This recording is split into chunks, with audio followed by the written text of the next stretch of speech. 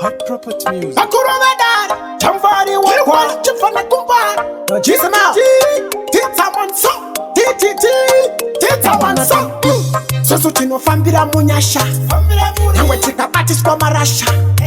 Yeah, teacher, and we'll ukavunza mpoma wangu chimitisha washa. So, heta pinda mkore, heta pinda mkorecha.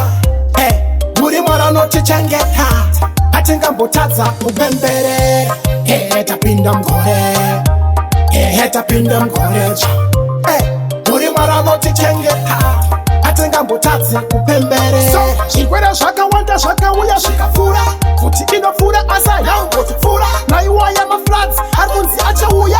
Baba, kisa sofira mvura. Ore shora pera tinta iba nyunya. Pesa ana winza, ayimba lula lula.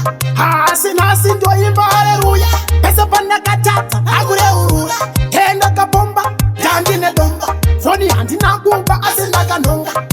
Muridzi wacho ndanchi mwona. Hasi ndakatata kumchuna. Heta pinda mkore. Heta pinda mkorecha. Muri mwana noti changeta. Atenga mbutaza upembere. Heta pinda mkore. Heta pinda mkorecha. Muri mwana noti changeta. Atenga mbutaza upembere.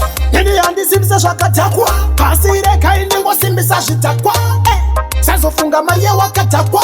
Na yo yesekana imba ino wakwa. So, korerino panoda kushanda. Chikuda kushanda. Chikuda shaka wanda. Ana mota chaiye nofanira kupakwa. Heta pinda mkore. Heta pinda mkorecha.